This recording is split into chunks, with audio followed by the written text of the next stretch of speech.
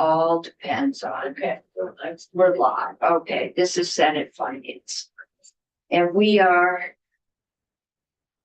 just left Senate Education joint Zoom hearing for a walkthrough of the proposal to H 454. We have that proposal here, which is a strike all.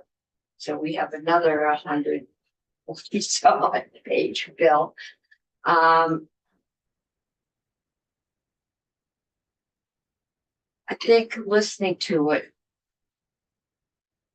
I think somewhere we need to be clearer that one of the goals of this bill is, I mean, we're going through all this agony to be able to reduce property taxes. And the other lever that we haven't talked about, and we've actually, by taxing homestead and non-homestead at the same rate in this bill, are reducing the revenue if we continue with that, because we've been taxing non-homestead in general at a slightly higher rate. So I think it might be helpful if we could make a statement somewhere in here that there, under our intent is to reduce property taxes. The other thing, listening to this issue, is that we have been very Brigham conscious about supplemental spending and make sure that gets equalized. But the real issue that's being talked about here, and we never got a chance to deal with it, is that that same issue still exists out there between poorer and richer towns in the foundation form. And we have not talked about how is it possible, depending on the districts, and we won't know what that base tax rate is until we get to the districts. And we can wait until we get there. But we haven't ever talked about, we've talked about stepping it up and stepping it down. But we haven't talked about, there is a chance that no matter it's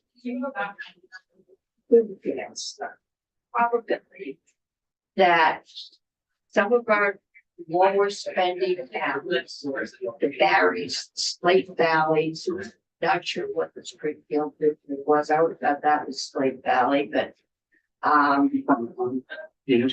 yeah, up in the Kingdom, that in order to reach that, they're going to see their present tax rates go up.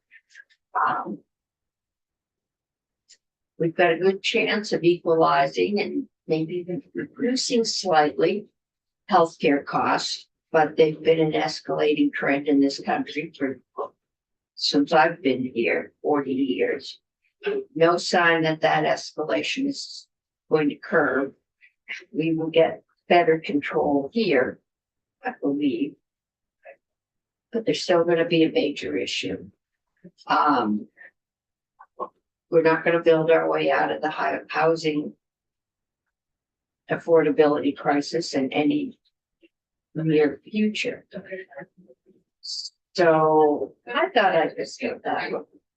Well, if you take a look at the beginning of the bill, take a look at the finding and the intent, all of those things of improve education and lower costs are there. They're built in what's stated here. The problem is, as you go to the bill, there's nothing about improving educational quality in it, or hardly anything in it, compared to simply dealing with the cost issue and making the governance more consistent.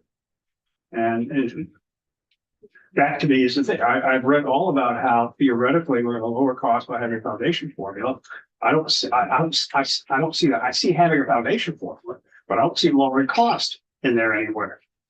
The notion, the only thing that's sort of almost in there implicitly is that by reorganizing the makeup of the districts, and that we theoretically reduce some administrative costs, but that's scraping the surface.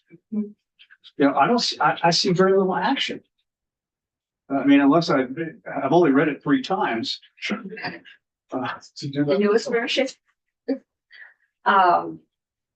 Yeah. I've seen it. Yeah, I mean, I think we won't know till we get to part of doing the districts is going to be looking at the costs and trying to balance them and the geography.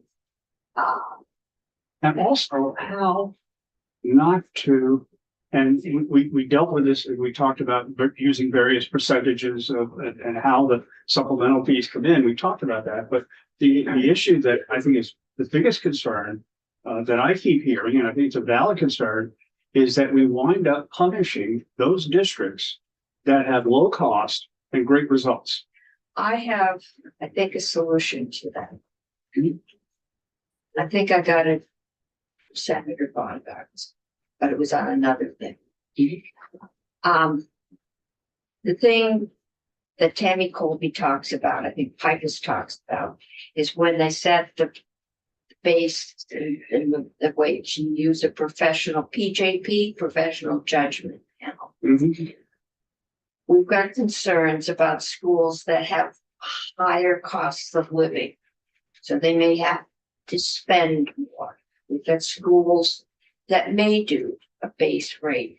I was wondering if we could put in a PJP that you could go to and say, look, there's my test scores, there's my there's my cost of living, there's my teacher's contract. This, it is for those exceptions. I mean, there's a lot of schools that aren't doing the class offerings the kids really need because they can't afford to.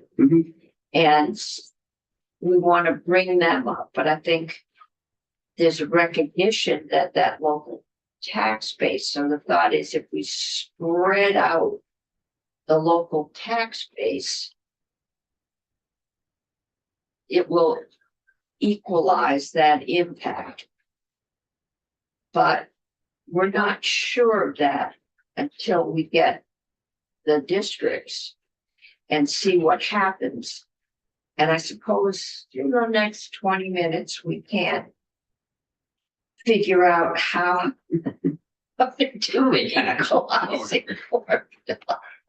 But we could put in an intent section that's, I don't have my draft here, which is hard because he's on the floor. Well, I really like the professional judgment panels that's percolated a few times. I think it makes a lot of sense, and it would address a concern I have, which I share with Senator Brock, is I don't see this foundation formula reining in costs and spending. I see it as an alternative way that might localize spending decisions more to the districts that are choosing to spend more. So I see merit there. But what's old is new that percolated the last few days, and it was, I think, good policy. And I don't think we've had a committee discussion on it because it's amazing how fast things move around here. It's something that I understand in hallway conversations. That was part of Act 46. The last time we took on this big heavy lift, which was in that law, somebody correct me if I'm wrong, an allowable growth percentage that was proportional to the size of the district, that it would be good budgeting practice. That would be possible since it was in law and then it was repealed before it went into effect back in 2016. That would give us, I would say, a good policy lever to have districts have clear guidance that we can't see spending continue to increase, exceeding while our student population is declining. And the last thing I want to say on allowable growth percentages, why I think this discussion has merit. I'd love if we had time in the next 20 minutes to discuss it or otherwise. In We twenty, can cancel cannabis if Sure. there's any possibility As I that talk, we can do something before 4 o'clock. we can, realistically. as I talk to people around the building that have been here longer than I, because this predates me, it was part of Act 46, and it was repealed in 2016 under the previous governor's administration because of concerns about how it would really tie the hands of districts that wanted to spend more because their communities wanted to do so. When I look at our ed fund spending from prior to 2016 until afterwards, we have seen a tremendous increase in proportional spending per kid since then. So I would just say maybe it didn't work then, but I feel like in this where we are right now and what we're looking at in these numbers, I would support an allowable growth percentage cap similar to what was in Act 46 for this coming fiscal year or the year after, while we continue this important transformational conversation. There, I said enough. I talked too much. It's just been percolating the last couple of days, and I think it'd be good policy for discussion. We have put on an excess spending penalty and we have ratcheted that down as of last year. They do essentially the same thing. I think I'm looking at the sidelines. No, Part of that, right? Julia, come on up. Okay, sure.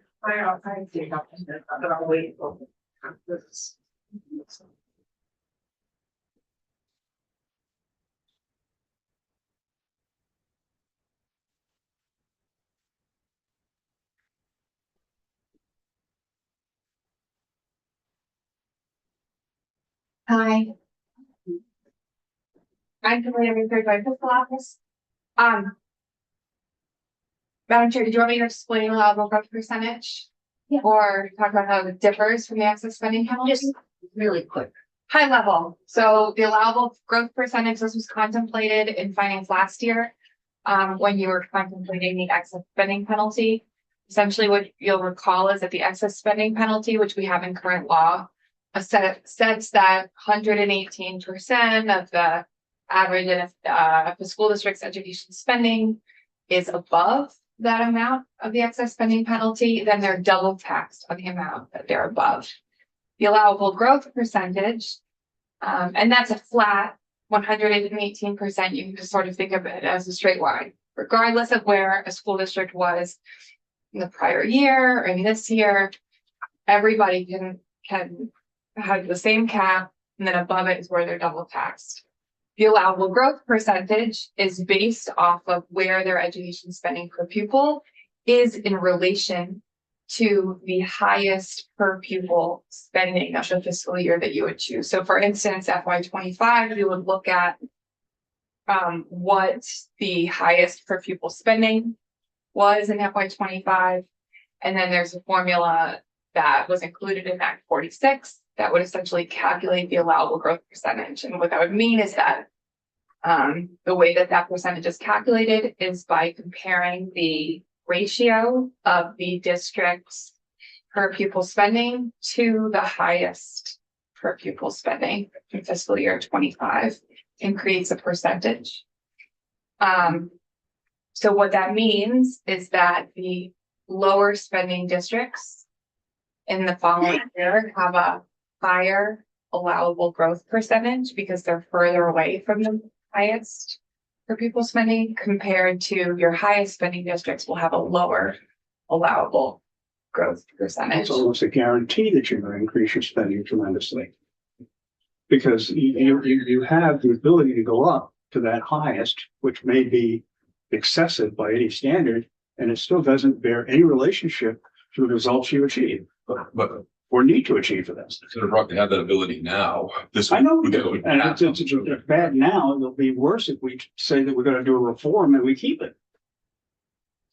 I think that one primary difference, and this is where Kirby may know, or I would defer to John, is a difference of the excess spending penalty is a penalty, where a school district, if they can pass it through the voters, may spend above the excess spending penalty and they have a double tax. An allowable growth percentage is capping.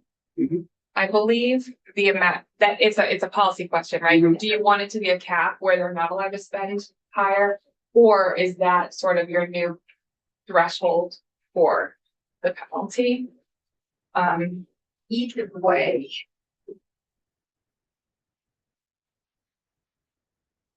There's the future state and there's now. You've got schools. And I'm going on the assumption we're not gonna have $100 million next year to tell them in December that we will be able to shelter you from school budget votes. We've got schools now that are making very difficult and probably educationally unwise cuts for students.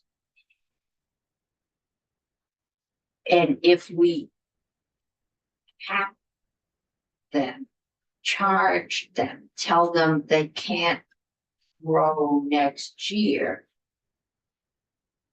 we could increase that down. I think we've had a tendency here, no, we have, to do the same school thing to public primary education that we did to the state colleges, which is just saying, if you reduce your spending, we won't have a problem. The problem is all that you're overspending.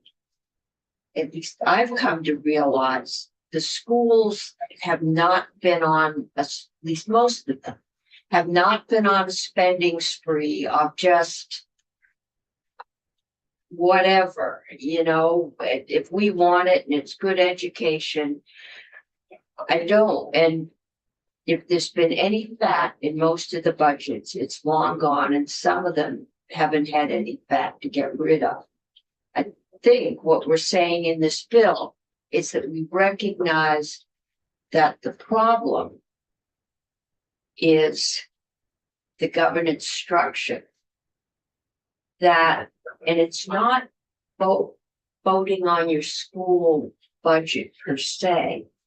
It's that in voting on your school budget, towns have had the ability to say, we're going to let our financially unviable school, we want it to stay open no matter what the cost. So we will vote that budget. The cost of that is not borne by the local voter completely. It is equalized throughout the state. So it kind of dulls some of that impact because it's spread. So what I thought we were saying in this bill is, if we're going to do anything, we need to reform that governance structure so that we have viably sized schools. I think viable means that the taxing capacity within the district is great enough to support the cost of the schools within the district. I think that's how we started out, but everybody is still thinking in terms of my present school and my present district. And so you get the numbers of what the base and weights will do. And people start saying, I've got to come down $2,000 a student. And, you know, I mean, my school system, my kids already aren't getting what I want them to get. And, you know, an email says she knows a bunch of fairly wealthy friends who are moving out of the state because their kids can't get the educational opportunities that they need in their schools. I know of one young man who's tuitioning to a neighboring school because his school doesn't have the business classes and he wants to go into business.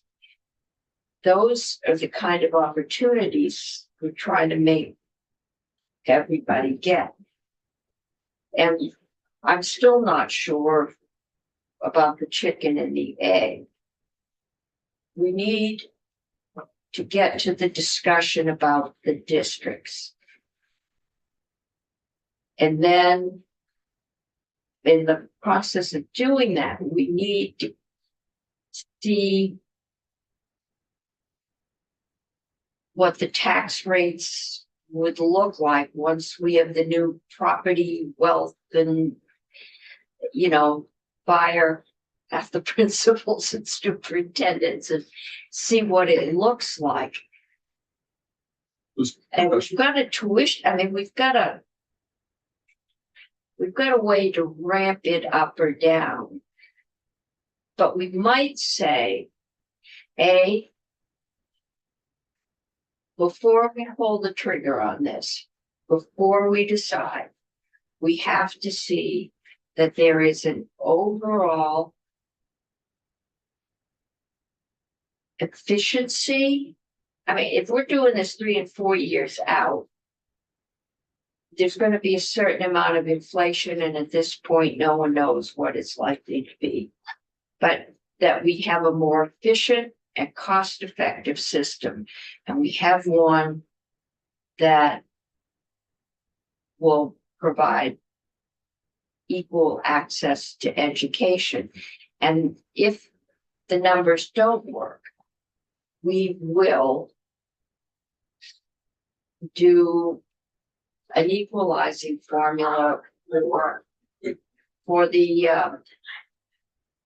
foundation rate, which would take a lot of the fear off of those the schools that are spending less because the people can't afford to spend more.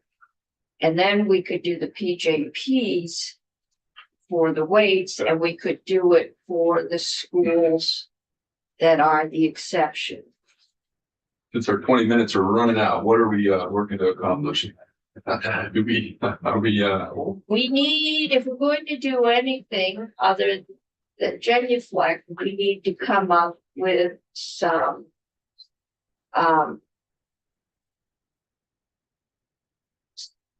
amendments. I'm also concerned, but I'm going to leave it to education, about having served on the commission, the size, breadth of all these district commissions and their ability to function effectively.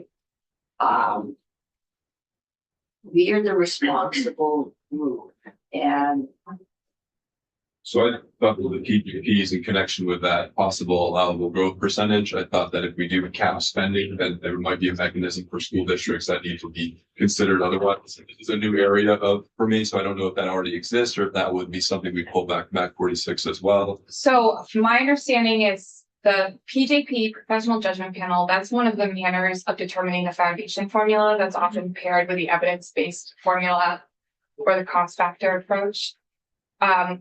What I think you may be referencing, correct me if I'm wrong, is some sort of board or group where if a school district were to want to spend more than they were allowed, they would go in front of that. Is that Yes.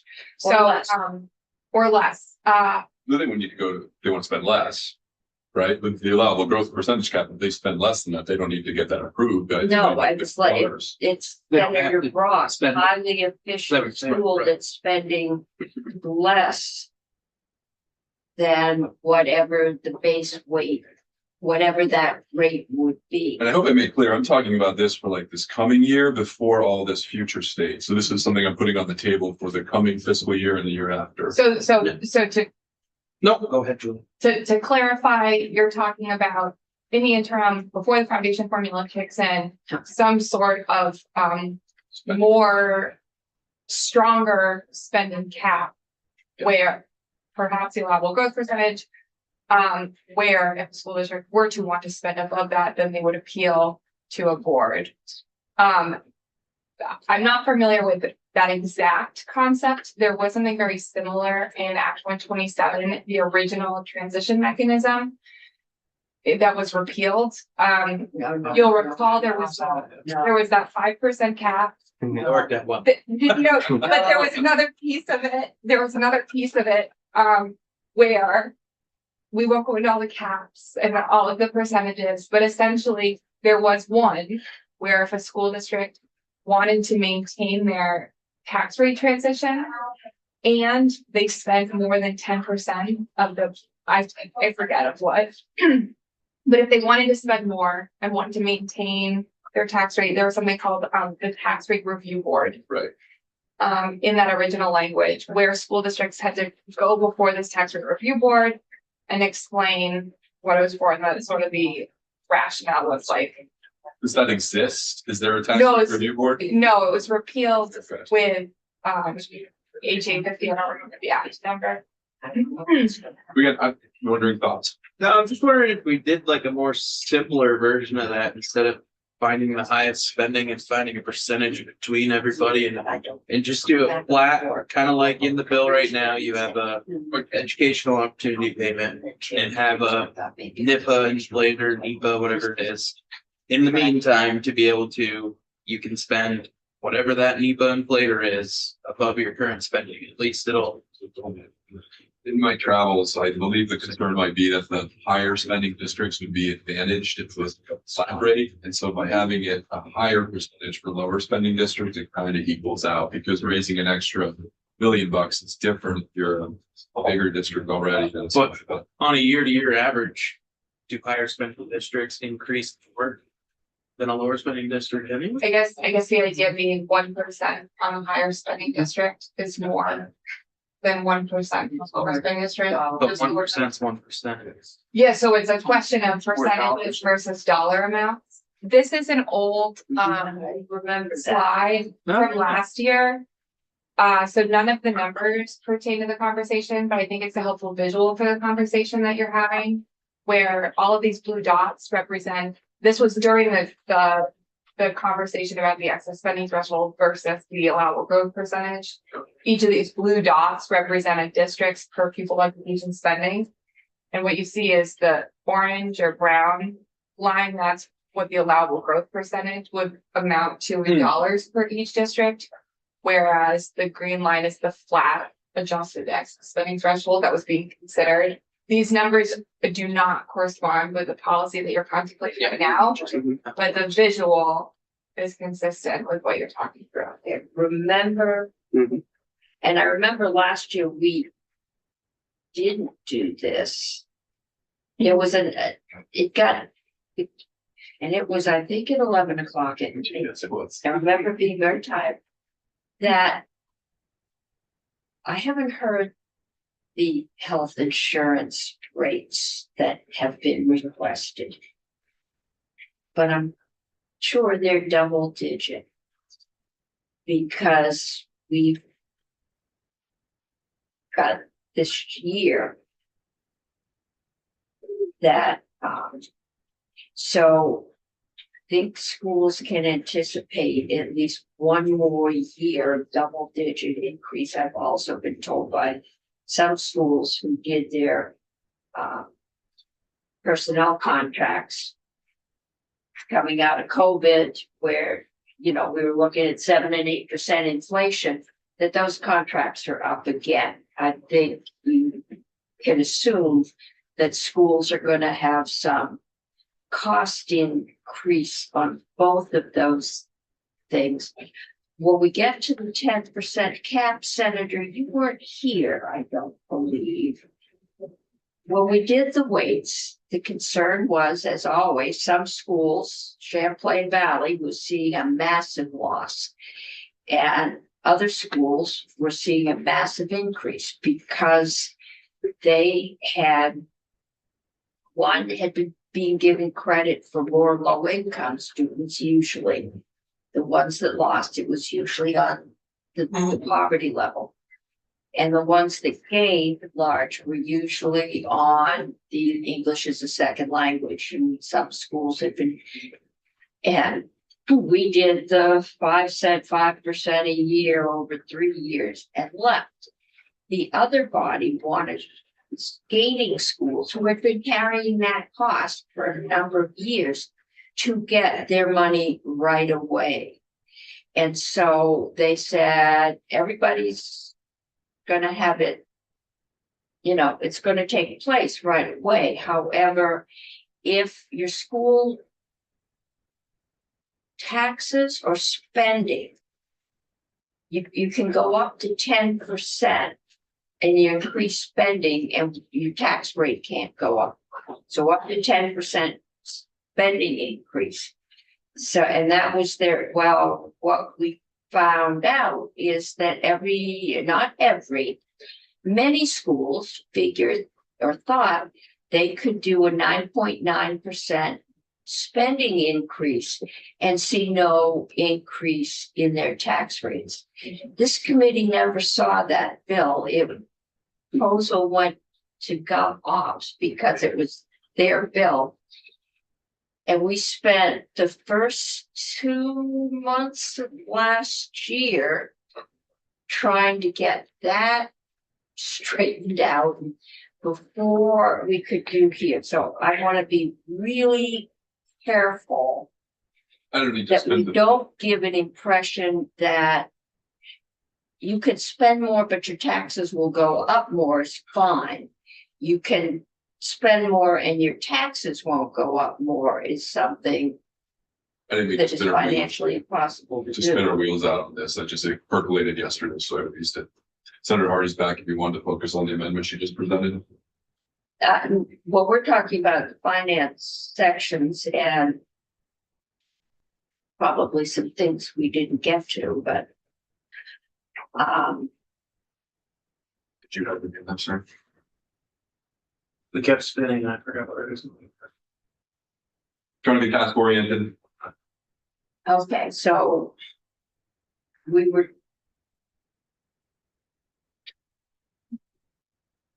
talking about, and I don't know who can drive, putting in something that might say at least that the goal of this bill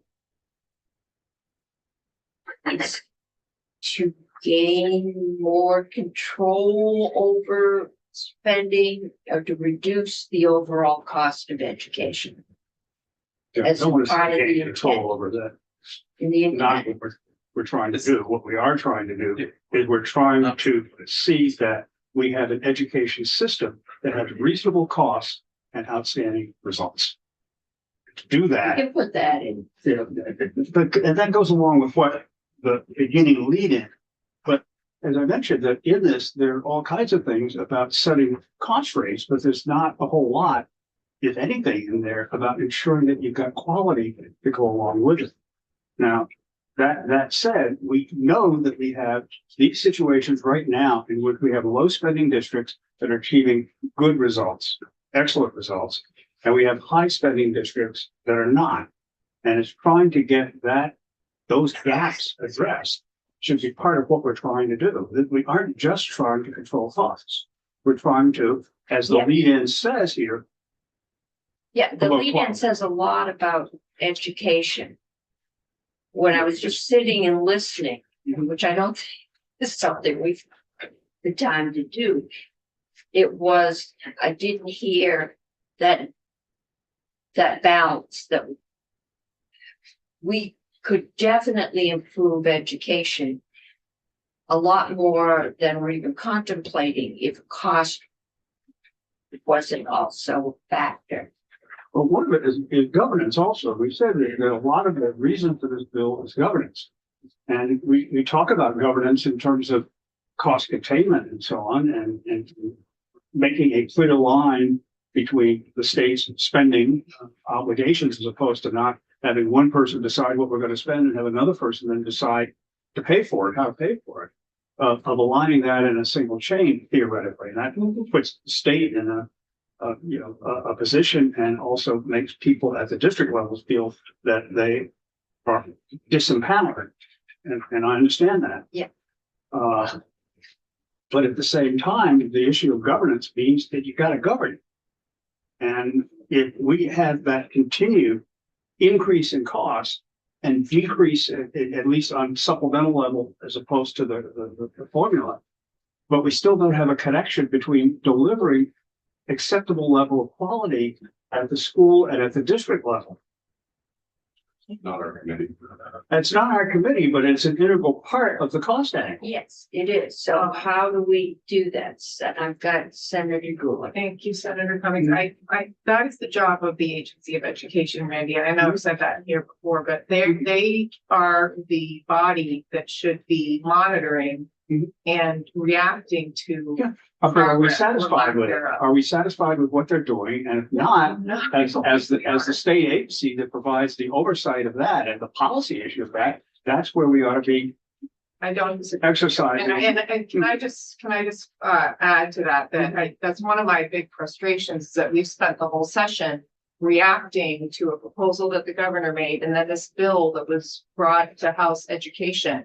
We didn't actually do, and I don't know what you do in your household, but when we realize that we're spending too much, we take our budget out, we put it on the table, and we see what in that budget could be sunset, cut, moved potentially.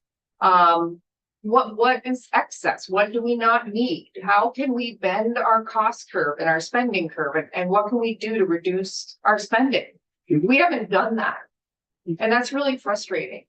And we we're didn't talk achieving about- bad results We in our didn't talk household about, business. We right, can we say- didn't talk about the extraordinary special education costs that we have. Mhm. We didn't talk about, is there another way to deliver CTE? We weren't allowed to be creative and innovative because we were stuck in this dual, battling situation, and for lack of a better term. So that's unfortunate, and maybe sometime in the future we can get into that. But I also think, the foundation formula, if all the districts are suddenly spending less than they're supposed to deliver an adequate education, then we would have to reevaluate and redo the foundation formula and maybe lower it. But as we've said over and over and over again, this is an empirically derived formula that says that this is what every student needs for an adequate education. In the present structure. Because if you put that number to the present structure, you get that sheet that is causing everybody in the state of Vermont to go I'm berserk. not talking about that. I was talking about the 15,000 that was But derived that's from the. based on That's the supposed to be present interesting. structure. And nobody is doing that. We've got schools that are spending significantly more and schools that are spending significantly less, and it's probably a bell curve. And there's a bunch in the middle. But for those that are spending more and those that are spending less, every superintendent and every parent in those schools has written me an email. Because either their taxes are gonna skyrocket, or they're gonna have to make more terrible cuts to their education. And so we've got ourselves, I think we need to say somewhere very clearly that those numbers will be recalibrated in an empirical manner, and I thought it was in here when we get to the new school district. Well, the way I look at it, if we have a commission on public education, what it ought to be doing is looking at those schools that spend less and get outstanding results and find out why the others are not.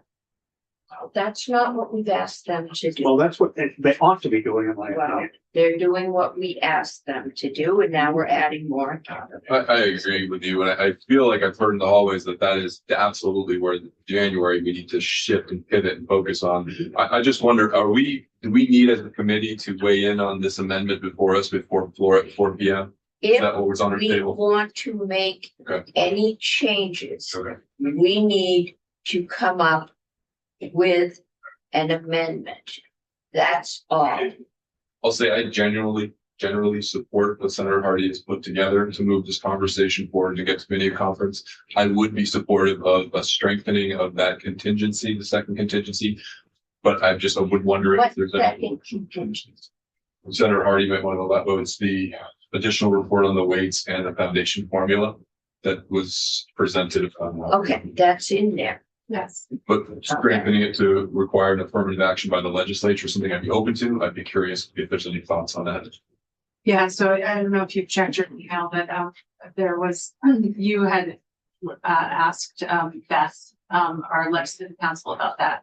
And what she recommends is that if we want to strengthen the report, what we want from the report, we certainly can add things to it, like an analysis of the tax impact or whatever.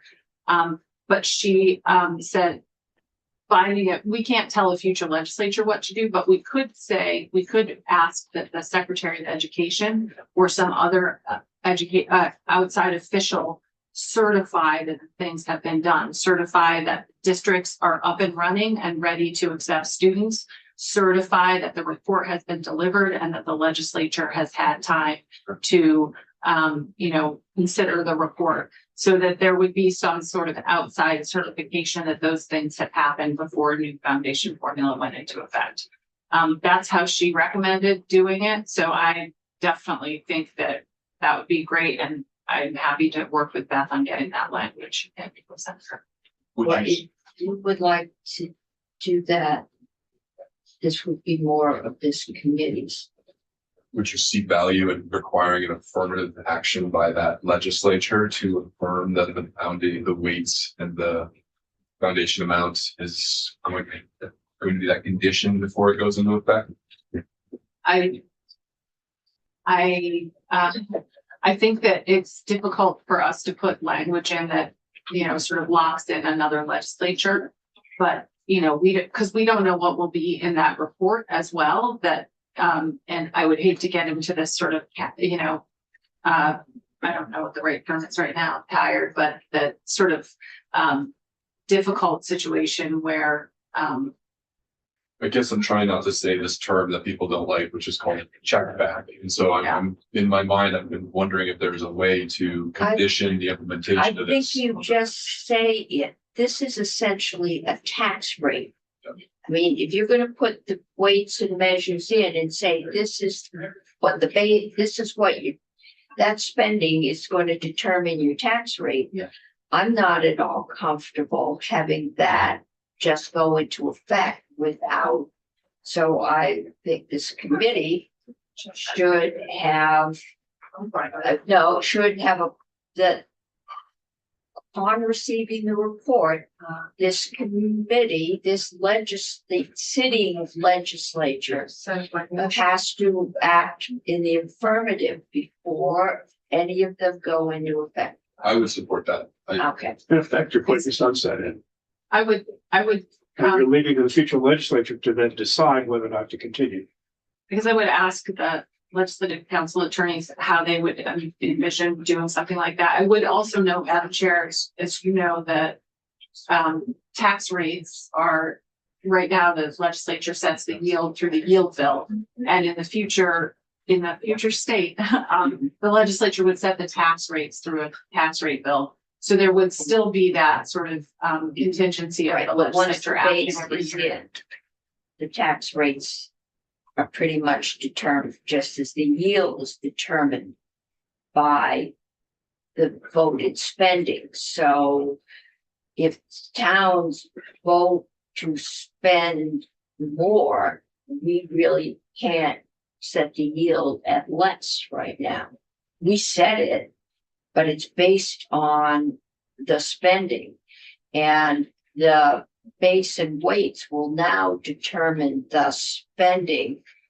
And that's what the tax rate would be set on. So I think I see all my tax people's.